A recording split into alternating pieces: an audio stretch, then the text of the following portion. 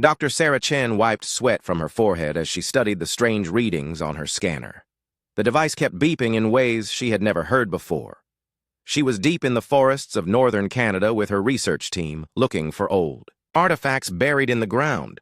What they found was much bigger than anyone expected. "Thomas, come look at this," Sarah called to Captain Thomas Reed, who was checking their camp nearby. The military had sent him to watch over the dig site. He walked over with heavy boots crunching on the fallen leaves. Thomas looked at the scanner screen. The numbers made no sense to him. "What am I looking at, Doc?" "Something huge is buried. Here. The metal readings are off the charts. This isn't like anything we've seen before." Sarah pointed toward a small hill covered in thick trees. "It's right under there." Dr. Michael Anderson joined them, carrying his own equipment. He was the team's engineer and loved solving puzzles. "I'm getting the same readings. The metal composition is completely unknown. Whatever this is, it's been here a long time." They spent 3 days digging and clearing trees. What they uncovered made everyone stop and stare. A smooth, silver surface stretched far beyond what they could see. It wasn't rock or any natural formation. This was clearly made by someone with advanced technology. "This is a ship," Thomas said quietly. "A really big ship." Sarah nodded. "But not one of ours. The design is nothing like human spacecraft. Look at these symbols carved into the hull." Strange markings covered parts of the exposed surface. They looked like letters, but from no language anyone on Earth had ever seen. The ship seemed to go on forever under the ground. They had only uncovered a tiny piece of something massive. Michael ran his hands along the smooth metal. "This material should not exist. It's stronger than anything we can make, but it's also warm to the touch. After all these years buried here, it should be cold." They worked for 2 more weeks, digging and mapping. The ship was enormous. Early estimates suggested it was over 2 kilometers long. That made it bigger than any vessel humans had ever built. The discovery would change everything, but they had no idea how to get inside. Thomas called his superiors. Within days, the forest was full of soldiers, scientists, and equipment. The small research camp became a major operation.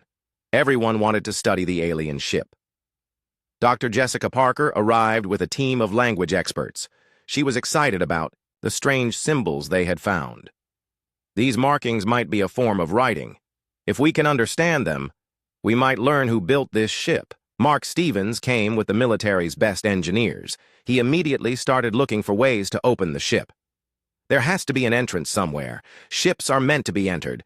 They found what looked like a door after scanning the hull for days. It was sealed tight, but Mark's team managed to cut through it with special tools. The metal was incredibly tough, but it finally gave way. The inside of the ship was dark and filled with stale air. Emergency lights flickered on as they entered, showing long corridors with high ceilings. Everything was built for people much taller than humans. The design was beautiful, but alien, with curved walls and flowing lines. Emily Cooper, a physicist, was amazed by what she saw. "The technology here is hundreds of years ahead of ours.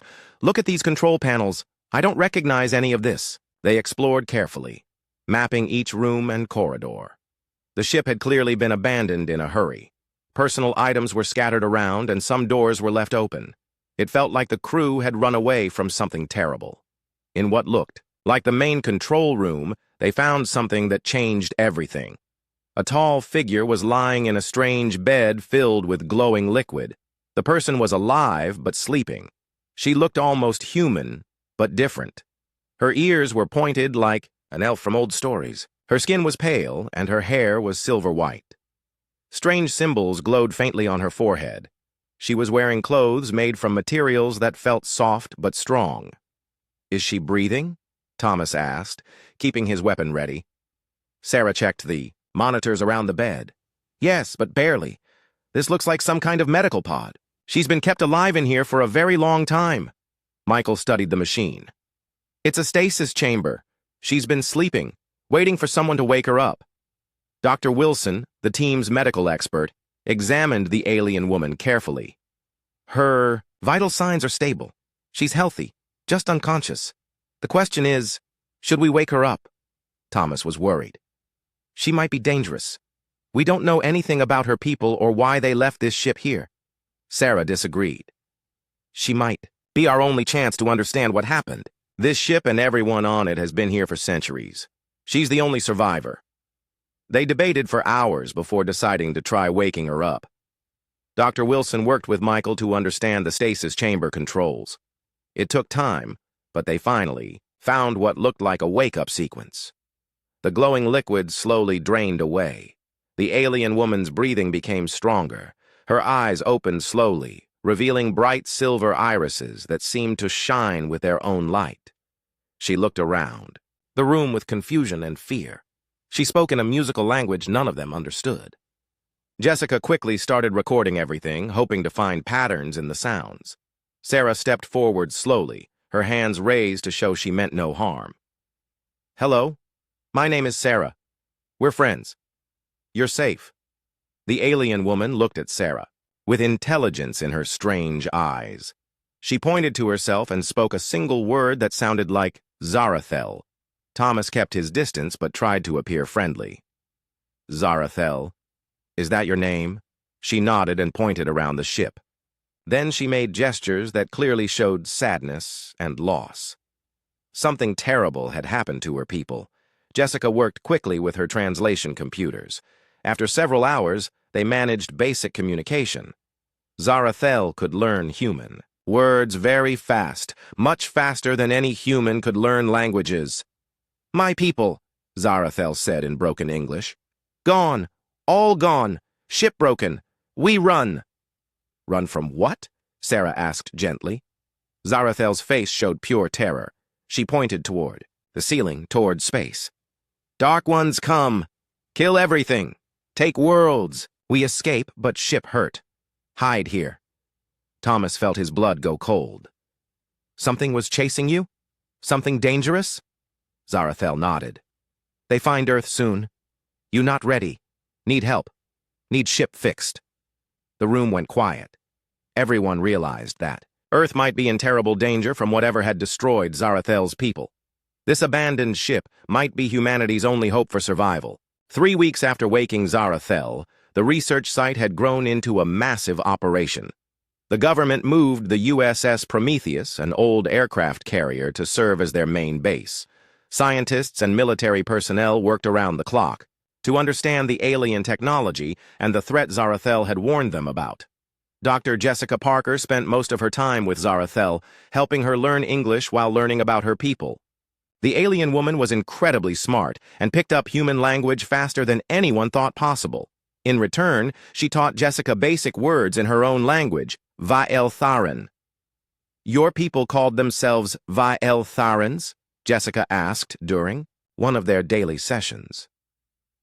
Zarathel nodded sadly. "We were peaceful. We loved art, music, and science. Our worlds were beautiful with tall trees and crystal cities. Then the Nethrix came.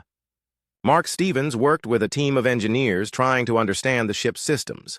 Every day brought new discoveries that amazed them. The technology was far beyond anything humans had created, but it was also damaged from whatever had happened to the ship. "Look at this," Mark called to Emily Cooper, showing her a strange crystal device. "Zarathel says this is part of their power system. It uses quantum energy in ways we're just starting to understand." Emily studied the crystal with wonder. "If we could learn to build these, it would solve Earth's energy problems forever. But right now, most of the ship's systems are offline. The main power core is barely working." Commander James Walker was more interested in military applications. He questioned Zarathel daily about the Nethrix Collective and their capabilities. What he learned kept him awake at night. "Tell me about their ships," James said during one meeting. "How many do they have? How strong are their weapons?" Zarathel's expression grew dark. "Nethrix think like insects. They have queen commanders who control thousands of workers and soldiers. Their ships are alive, grown instead of built, very strong, very fast." She activated a holographic display that was built into the ship's wall. Images appeared showing insect-like creatures with hard shells and multiple arms. Their ships looked organic, like giant bugs flying through space. "They do not talk or make peace," Zarathel continued. "They take worlds and make all life serve them. Species that resist are destroyed. Those that submit become slaves." Dr. Jennifer Hayes, who had joined the team to study alien biology, was fascinated and horrified by what the holograms showed. "How many worlds have they conquered?" "Hundreds," Zarathel replied. "Maybe thousands. They spread across the galaxy like a disease. My people fought them for many years before we had to run. The holograms showed the destruction of Veltharan. Worlds. Beautiful cities were reduced to hives where enslaved people worked for their Nethrix masters. It was a terrible sight that made everyone in the room feel sick."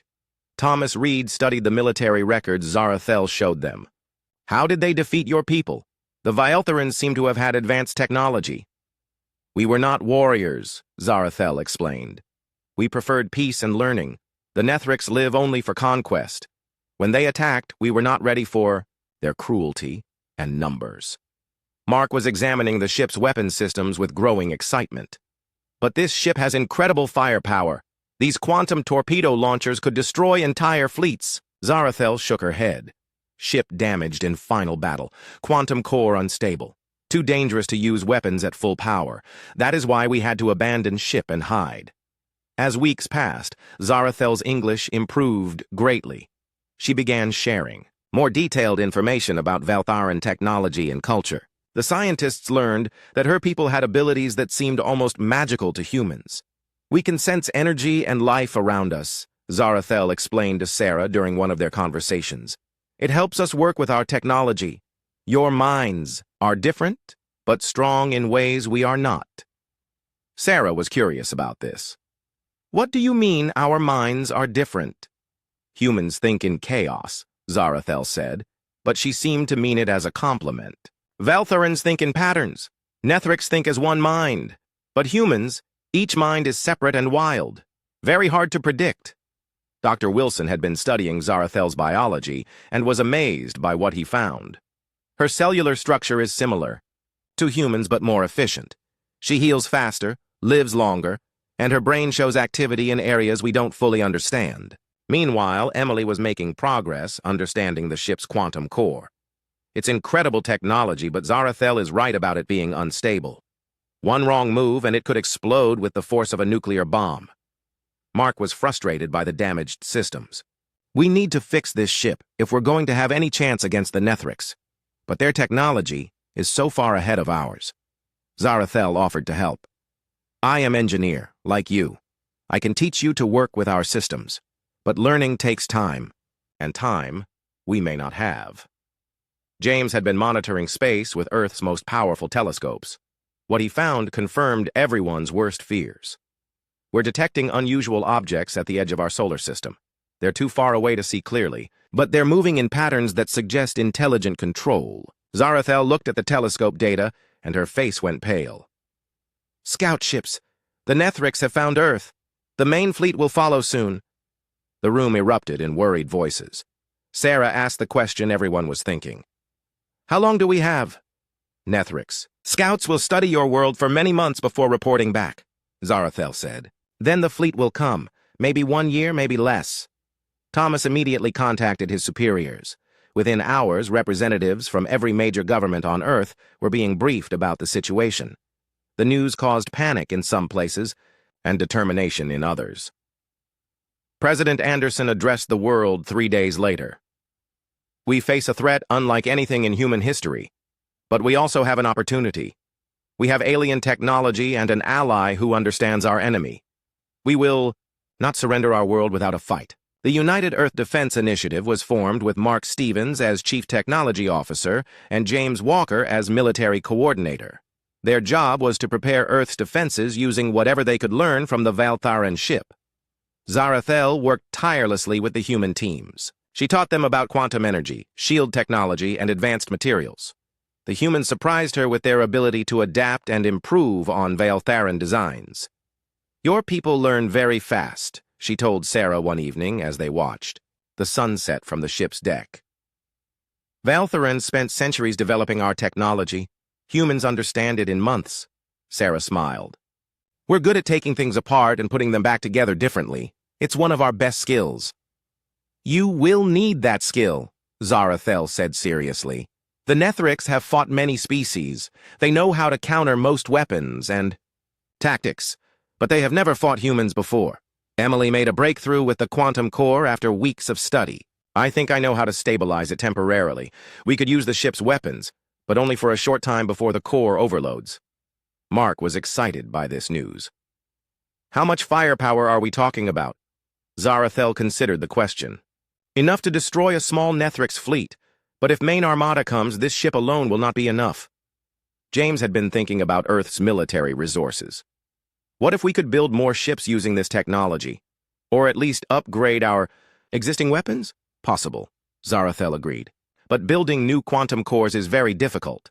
Takes special materials and knowledge we do not have time to gather. As months passed, the scout ships grew bolder. They came closer to Earth, scanning and studying. Zarathel helped interpret their movements and tactics. They are learning about your defenses, she warned. Soon they will have enough information. Then the real invasion fleet will come. The team worked desperately to prepare.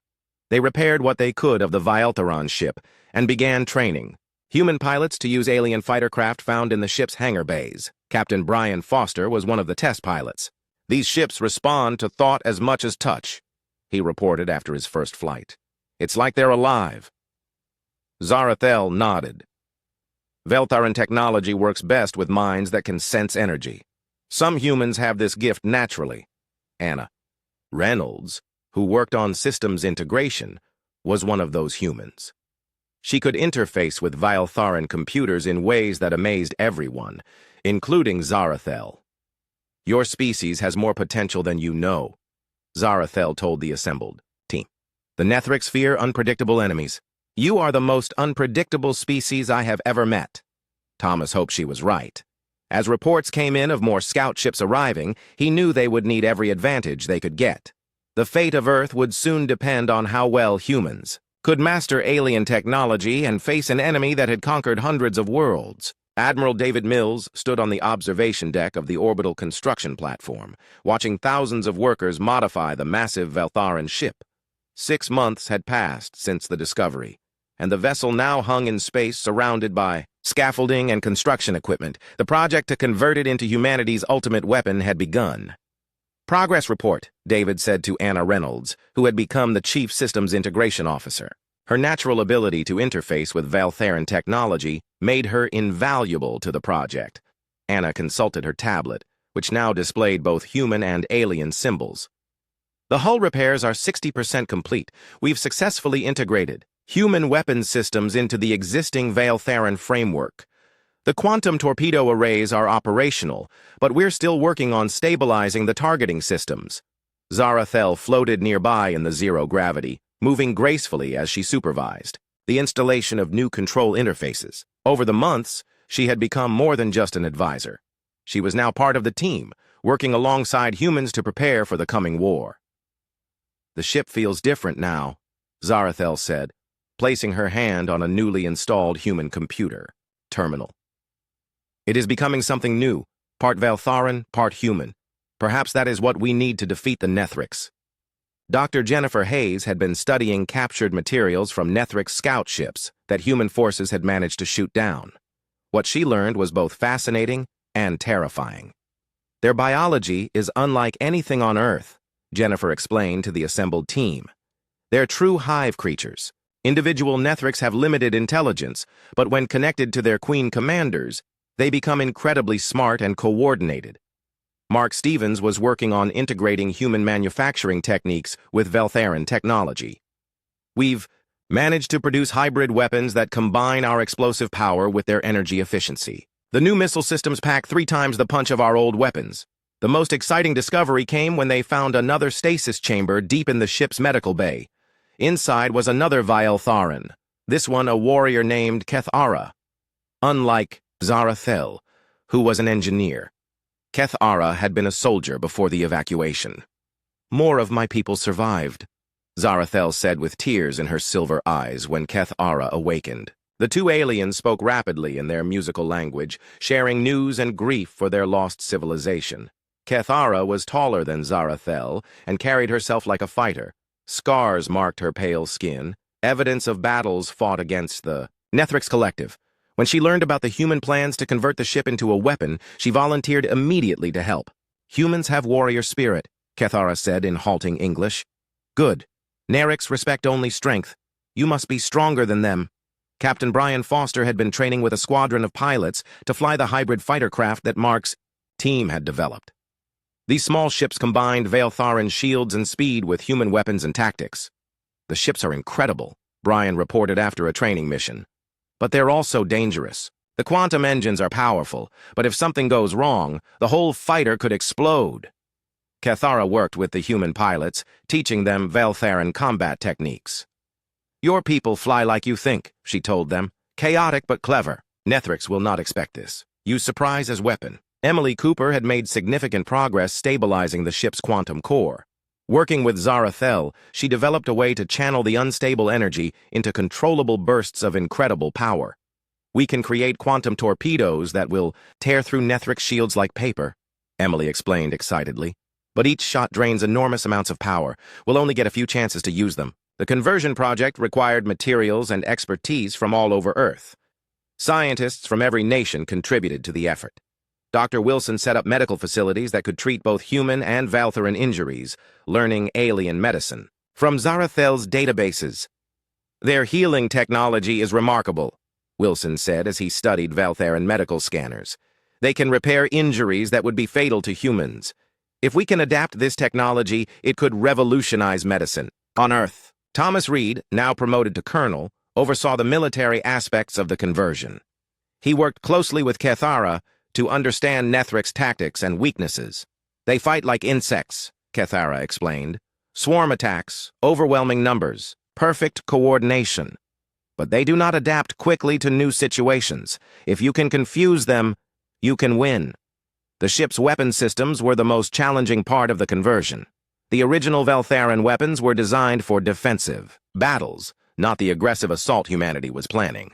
We're turning a research vessel into a battleship, Mark said during one engineering meeting. The weapons we're adding will put enormous stress on the ship's structure. Anna had been working on reinforcing the ship's framework using both human, steel, and Valtharan crystal matrices. The hybrid construction is actually stronger than either technology alone, she reported. It's like the materials want to work together. Zarathel found this interesting.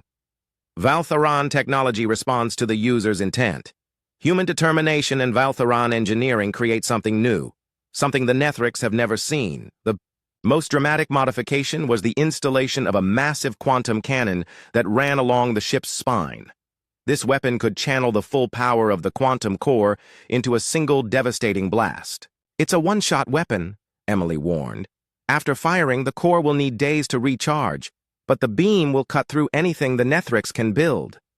Dr. Jessica Parker had been working with Zarathel and Cathara to understand Valtharan culture and abilities. She discovered that the aliens had natural psychic talents that enhanced their technology. They can sense energy patterns and communicate without words, Jessica explained. It's how they interface so easily with their machines. Some humans seem to have similar abilities, though much weaker. Anna was one of those humans. She found that she could control Valtharan systems by touching them and focusing her thoughts. This ability made her the perfect bridge between human and alien technology. It feels like the ship is alive, Anna said after a particularly intense work session. Like it wants to protect Earth as much as we do. The conversion took 8 months of intensive work. During that time, long-range sensors detected more Nethrix activity at the edge of the solar system. The scout ships were gathering in larger numbers, and some appeared to be construction vessels building a staging area. They're preparing for invasion, James Walker reported grimly. Our intelligence suggests they're waiting for the main fleet to arrive before attacking. Cathara studied the sensor readings with growing concern. Main fleet very large, hundreds of ships. This converted vessel strong, but not strong enough alone. Admiral Mills had been coordinating with Earth's space forces to provide support for the converted ship. We've retrofitted every military spacecraft we have with hybrid weapons. It won't be enough to match their numbers, but it might give us an edge. The ship's new name was revealed in a ceremony attended by representatives from every nation on Earth. President Anderson spoke as he christened the vessel. This ship represents the best of human determination and alien wisdom working together. Today, the research vessel becomes Terra's vengeance, humanity's answer to those who would enslave our world. Zarathel and Cathara participated in the ceremony, wearing modified human uniforms alongside their traditional Valtharan clothing. They had become honorary members of Earth's military, the first aliens ever to serve in human armed forces. The final systems test revealed both the ship's incredible potential and its limitations. The quantum cannon successfully destroyed a large asteroid in a single shot, but the power drain left many ship systems offline for hours. "We'll have to choose our targets carefully," Captain Rachel Hayes said. She had been chosen to command Terra's vengeance during the coming battle. "Every shot has to count." Dr. Jennifer Hayes, Rachel's sister, had been appointed as the ship's chief science officer. Her expertise in alien biology would be crucial for understanding Nethrix weaknesses during combat. "The Nethrix have one major vulnerability," Jennifer explained during the final briefing. "Their hive-mind connection. If we can disrupt their communications, individual Nethrix become confused and weak."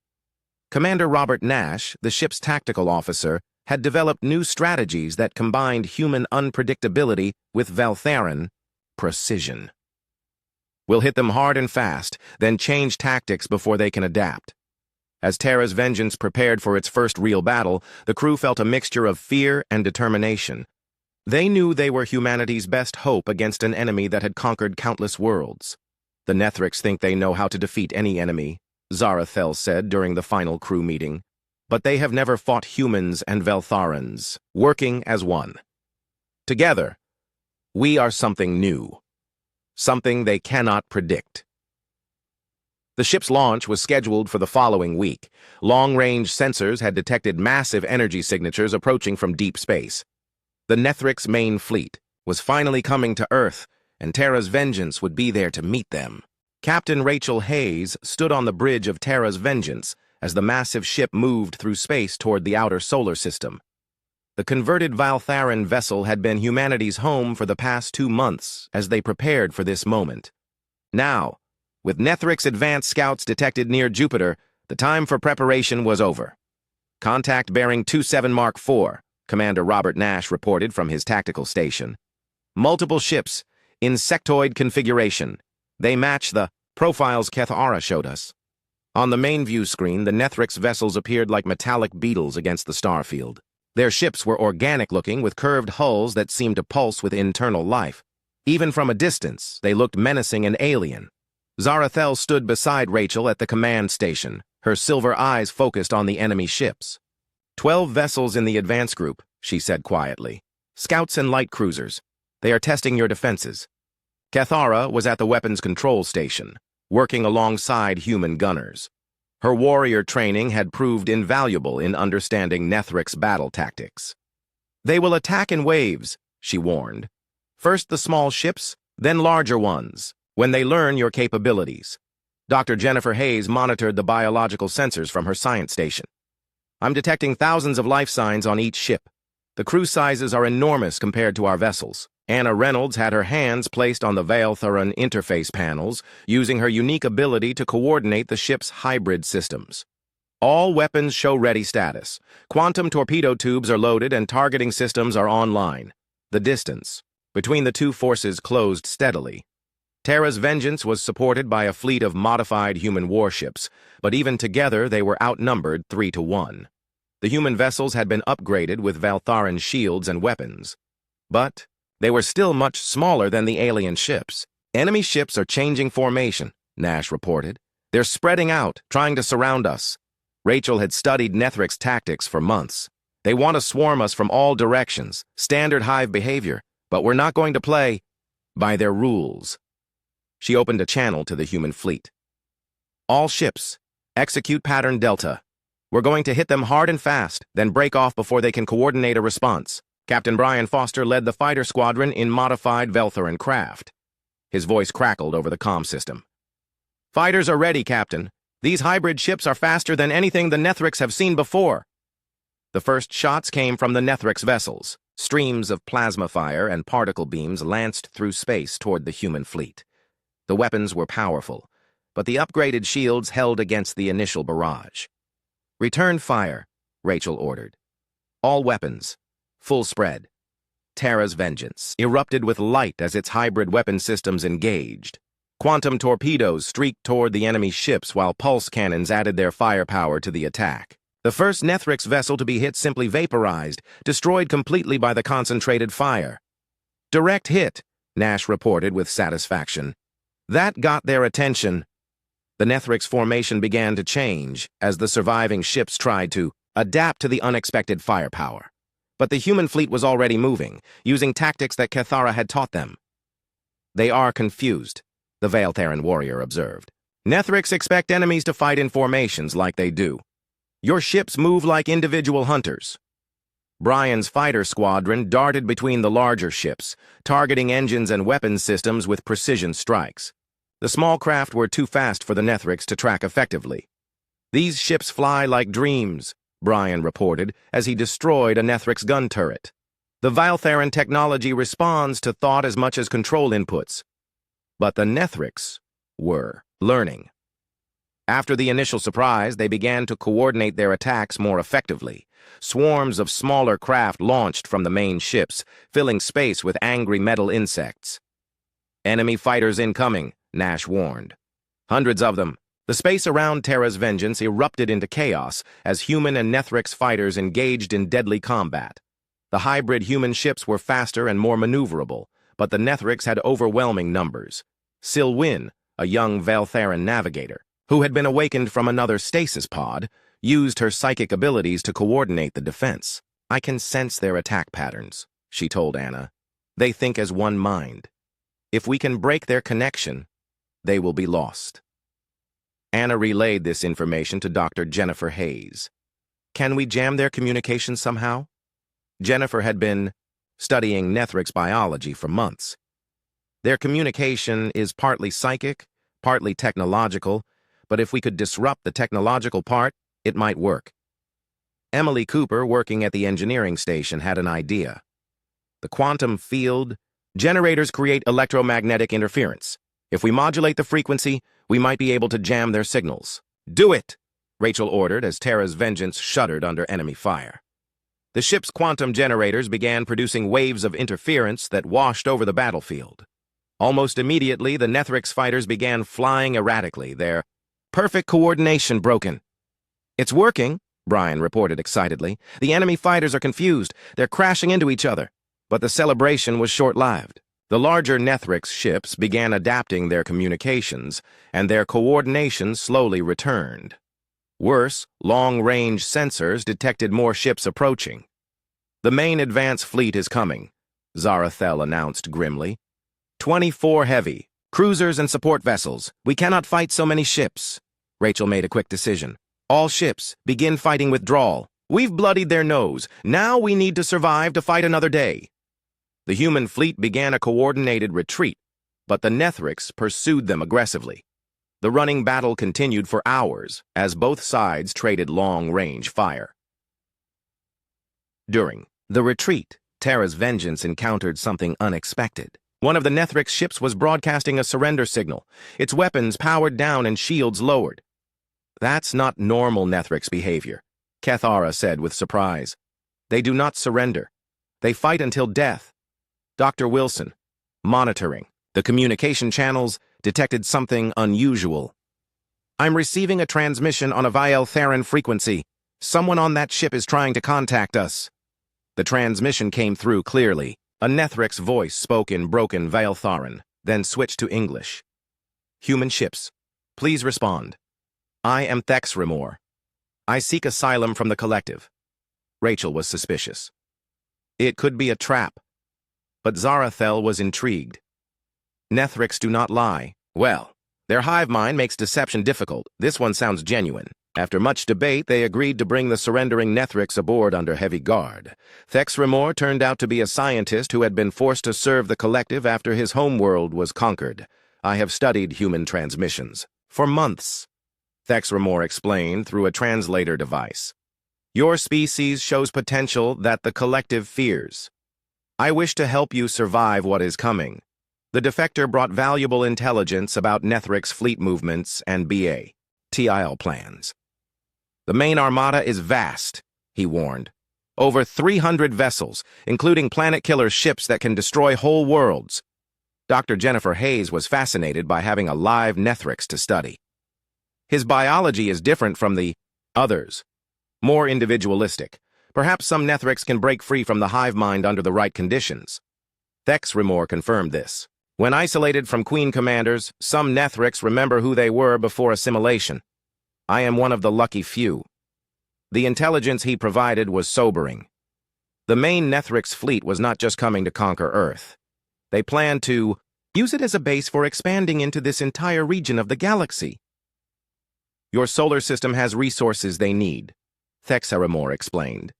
Rare metals, energy sources, and billions of potential slaves. They will not accept defeat easily. Captain Rachel Hayes studied the tactical data with growing concern. 300 ships against our small fleet. The odds are impossible. But Cathara had been thinking about human tactics. Nethrix strength is also weakness. They think as one mind. If we could strike at their command structure, confusion would spread through entire fleet. Zarathel agreed. Humans do not think like hive creatures. Your chaos might be exactly what we need to win against impossible odds. As Terra's vengeance and the surviving human ships reached the relative safety of Earth's defensive perimeter, they had bought precious time, but at a cost. Several human vessels had been lost, and the ship had taken significant damage. Repair crews are working around the clock, Mark Stevens reported. We can fix the damage, but it will take time. Time was something they might not have. Long range. Sensors showed the massive Nethrix fleet approaching steadily. The advanced scouts had sent their reports, and now the real invasion was beginning. They know our capabilities now, Rachel said during the post-battle briefing. Next time they'll be ready for our tactics. But Thexrimor offered hope. Queen ships control the fleet. If you could destroy or capture them, the lesser vessels would be paralyzed. It is risky, but possible. Dr. Wilson had been treating the wounded, both human and Veltharan. Our casualties were light considering what we faced. The hybrid technology saved many lives today. As they prepared for the main battle, everyone knew that the real test was still coming. They had proven that humans and Veltharans could fight together effectively, but the Nethrix main fleet would be a challenge unlike anything they had faced. We bloodied them today, Rachel told her crew. Now they know that Earth will not surrender, without a fight. Let them come. We'll be ready. The main Nethrix fleet arrived at the edge of Earth's solar system like a storm of metal and malice. 312 vessels spread across space in perfect formation, their organic hulls gleaming with the light of distant stars. At the center of the armada floated the massive queen ships, each one larger than anything humans had ever built. Captain Rachel Hayes stood on the bridge of Terra's Vengeance, watching the enemy approach on the main screen. 2 weeks had passed since the first battle, and her ship had been repaired and upgraded with even more powerful weapons. But everyone knew it would not be enough. Fleet composition analysis complete, Commander Robert Nash reported. 47 heavy cruisers, 68 destroyers, 83 frigates, and 12 queen ships, plus support vessels and fighter carriers. Zarathel studied the formation with experienced eyes. The queen ships contain the hive mind controllers. Destroy them, and the smaller vessels will be confused and vulnerable. Admiral David Mills had arrived from Earth with every remaining human warship. The combined human Veltharan fleet now numbered 54 vessels, still impossibly outnumbered, but representing the best technology both species could provide. This is it, David announced over the fleet communication system. Everything we've worked for comes down to this battle. Earth's freedom depends on what we do in the next few hours. Thexrimor, the Nethrix defector, had provided crucial intelligence about the enemy fleet structure. The primary queen ship contains the Overmind, he explained to the assembled commanders. It coordinates all other queen ships. If it falls, the entire fleet will be paralyzed.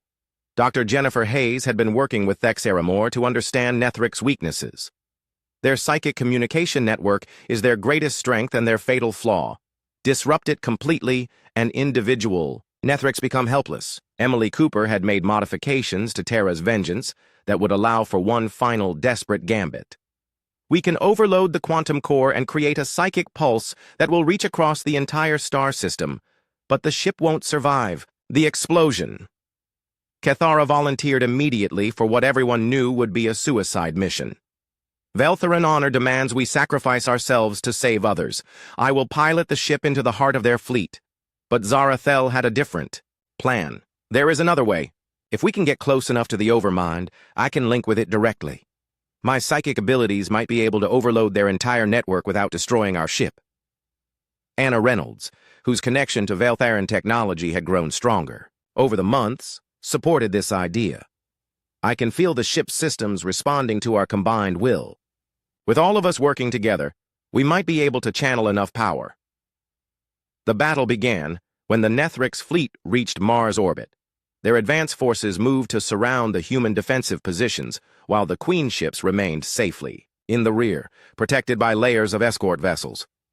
All ships, engage at maximum range, Rachel ordered. We need to punch through their screen and reach the Queen ships.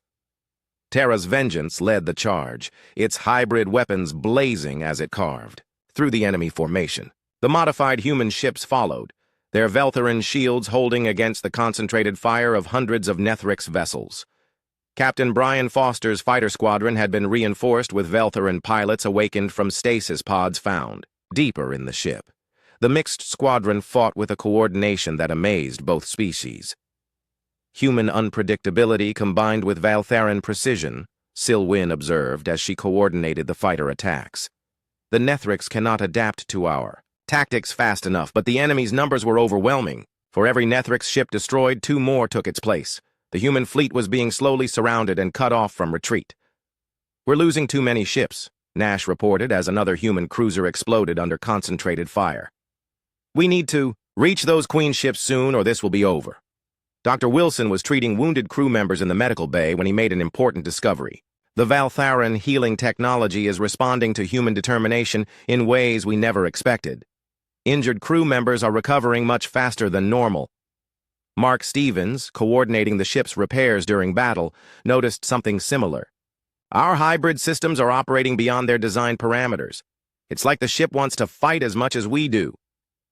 The breakthrough came when Zarathel and Anna, working together, managed to hack into the Nethrix communication network using captured equipment from the first battle. I can see their command structure, Zarathel announced. The Overmind is not just in the primary Queen ship.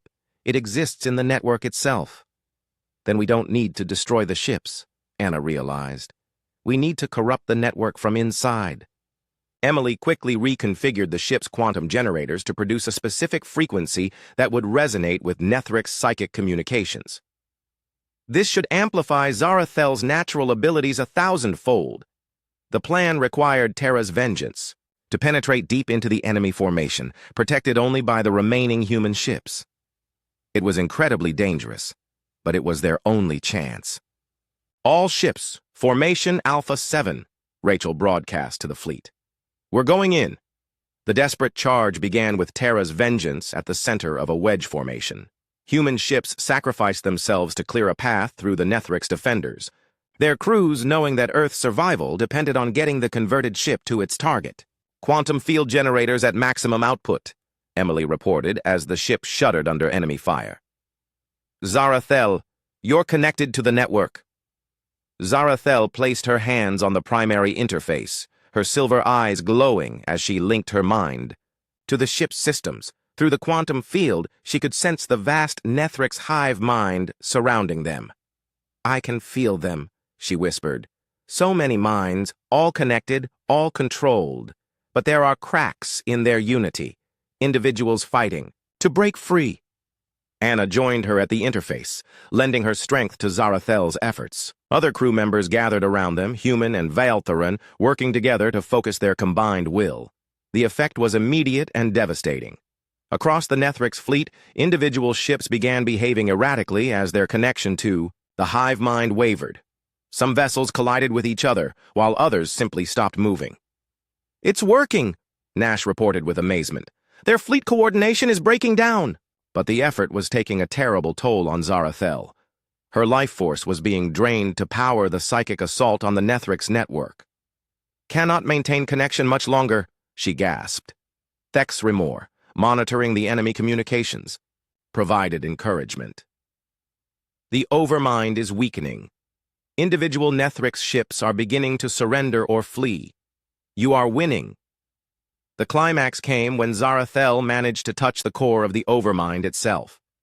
The alien intelligence that had controlled millions of Nethrix across the galaxy suddenly found itself confronted by something it had never encountered, a free mind willingly fighting for others. "You understand only domination." Zarathel spoke directly to the Overmind through the psychic link. "But we fight for love, for hope, for the right to choose our own destiny. That is something you can never defeat." The psychic feedback from the confrontation sent shockwaves through the entire Nethrix fleet. Queen ships lost power, lesser vessels drifted helplessly, and millions of individual Nethrix minds suddenly found themselves free for the first time in centuries. "The network is collapsing," Anna reported as she helped support Zarathel's weakening form. "The entire fleet is in chaos." But victory came at a cost. Zarathel's life force had been almost completely drained by the effort to break the Overmind. She collapsed at the interface, her silver eyes dimming. "My purpose is fulfilled," she whispered to Sarah Chen, who had rushed to her side. "Earth is safe. The Nethrix will trouble the galaxy no more." Dr. Wilson worked desperately to save her, but the damage was too severe. Zarathel had given everything to protect her new home and the species that had welcomed her. "Thank you," Sarah said, tears in her eyes. "We will never forget what you've done for us." Across the battlefield, the Nethrix fleet was in complete disarray. Some ships fled toward deep space, their crews free but confused. Others remained to surrender, their new independence allowing them to choose peace over conquest. Thex Remor served as translator for the surrender negotiations. "Many Nethrix are grateful to be free," he explained. "They wish to make amends for the crimes committed while under Overmind control." The largest Queen ship approached Terra's vengeance under a flag of truce. Its commander, a massive Nethrix queen who had broken free from the collective, spoke directly to Captain Hayes. "Your species has done something we thought impossible," the queen transmitted. "You have given us back our souls. How can we repay such a gift?" Rachel, still shaken by Zarathel's sacrifice, found the strength to respond. "Help us rebuild what the collective destroyed. Use your knowledge to heal the galaxy instead of conquering it." In the weeks that followed, Earth became the center of a new galactic alliance. Former Nethrix territories declared independence, while refugee species from across the galaxy sought protection under human leadership.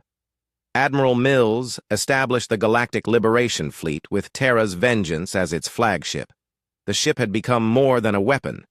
It was a symbol of what different species could accomplish when they worked together. Anna Reynolds was promoted to captain of the ship, her unique abilities making her the perfect commander for the hybrid vessel. "Zarathel's sacrifice won't be forgotten," she promised during the memorial service. "This ship will carry her memory to every corner of the galaxy." Dr. Jennifer Hayes established the first Institute for Interspecies Cooperation, bringing together humans, Valtherans, reformed Nethrix, and dozens of other species to share knowledge and technology. Mark Stevens led the effort to retrofit human technology with alien improvements, creating ships and weapons that far exceeded anything either species could build alone.